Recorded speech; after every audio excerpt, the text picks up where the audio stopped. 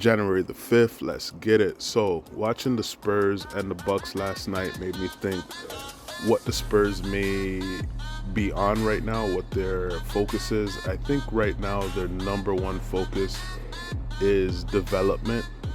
It's kind of like a 2-in-1 because one person will call it development, another person may say positioning for their 2024 prospects. I think they have two picks.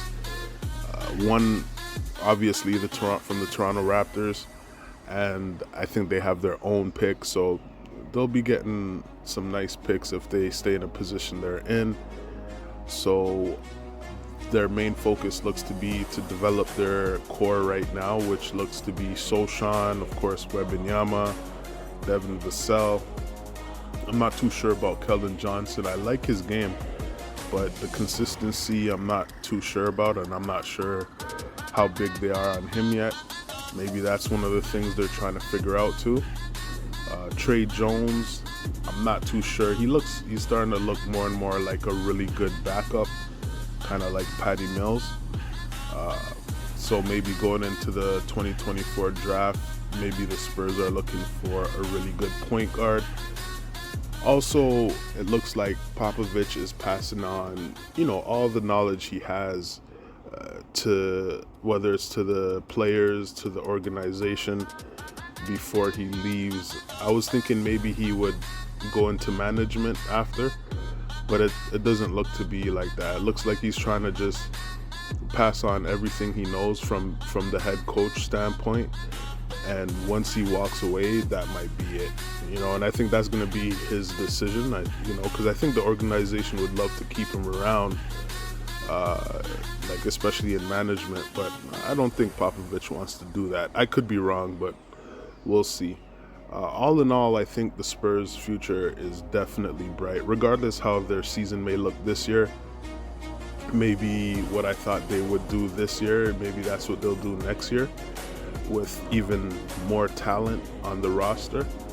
And I say their window is about 3 years. I say within 3 years they'll be up there. And I'd probably compare them to the Oklahoma City Thunder in terms of a talented squad with one really good player and other good talents around him, which that's Victor Wembanyama, of course. So we'll see how that goes. But moving on to what I got for today, first I want to start with the player matchup from last night. Of course, we're going to go with Giannis and Victor Wembanyama. Pretty good game. Giannis had 44 points, 14 rebounds, 7 assists, 2 steals, 1 block. Went 19 for 28 from the field goal, 2 for 3 from the 3-point, 4 for 6 from the free throw. Finished with a plus 11 and 40 minutes. Victor Wembanyama had 27 points, 9 rebounds, 1 assist, 1 steal, 5 blocks. Went 10 for 18 from the field goal, 2 for 8 from the 3-point, 5 for 6 from the free throw. Finished with a minus 11 and 26 minutes. So that's another thing, the minutes restriction for Victor Wembanyama. I don't think it's really about him being injured or whatnot, but I think it's preventing that, and easing him into that whole 82-game season thing. I think that's a good idea. That's what I'm saying. I don't think the Spurs are in any rush. They're not trying to prove anything. Plus, when you see at the times they pull him out in the game, it's not about winning the game. It's about making sure they get Wembanyama out and making sure they follow his minutes restriction. So, yeah, that's what makes me think even more that the Spurs' number one focus is the future, and it should be. But other than that, Wembanyama had an excellent game. He really took it to Giannis. There's a lot of times they'd show when Victor would do something like block Giannis, or there's a time where Victor split the defense. Giannis joined into double team. He split the defense, threw it off the backboard, slammed it. And Giannis, you could tell on Giannis' face, and Giannis is hiding it because Giannis is like, yo, I'm just going to go at him. I'm just going to keep going at him because Giannis ain't backing down. But for some reason, they kept putting the camera on Giannis every time Victor did something like that. It was pretty funny because, you could tell Giannis is like, damn, like, this kid is just something. Left hand finger rolls, splitting the double team, throwing it off the backboard and slamming it, put backs off the backboard. Just a lot of the blocks. Even he had a block on Giannis at one point where you could tell he knew what Giannis was gonna do and he timed it. So you could tell he's watching Giannis tapes, which that shows you the type of player that Wembanyama is. All in all, you can see the numbers that Giannis had. Giannis is a beast, and Giannis is definitely my favorite player in the league right now. Just the beast mode, the strength, and the fact that nothing scares him. He has that mentality that it doesn't. He took on Victor Wembanyama many times.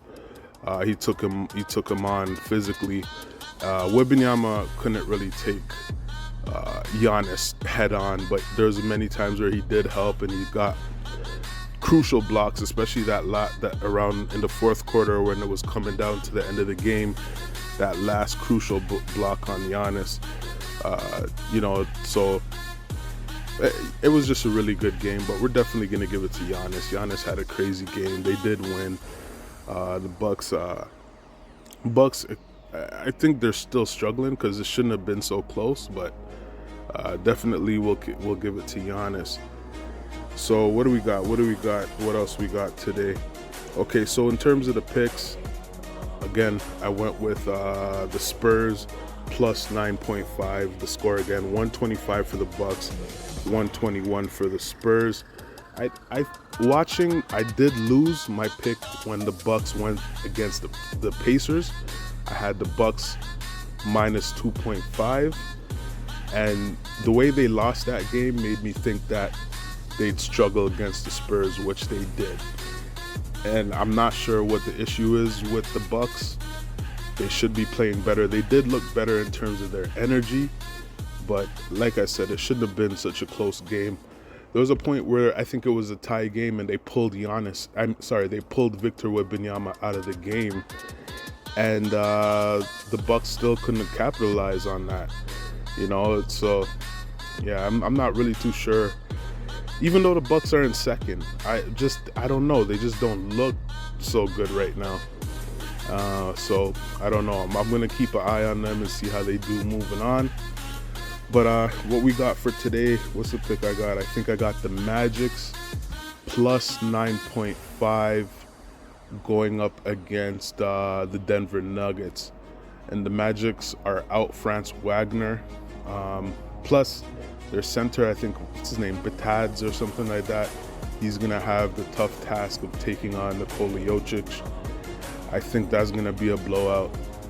We'll see. But like I said, when I make the picks that I put here on YouTube is really the most interesting games that I find for the night, because I really want to see how the Magics handle Denver Nuggets. Like, will it be a close game? Like I said, I'm putting my money on the fact that it won't be, and we'll see. I just want to see how the Magics do, especially since they're short-handed. I want to see how Batads could square up against Nikola Jokic. Should be a good one. So we'll see how it goes. I'm going to leave it at that. Y'all have a good day, and we'll catch y'all on the next one.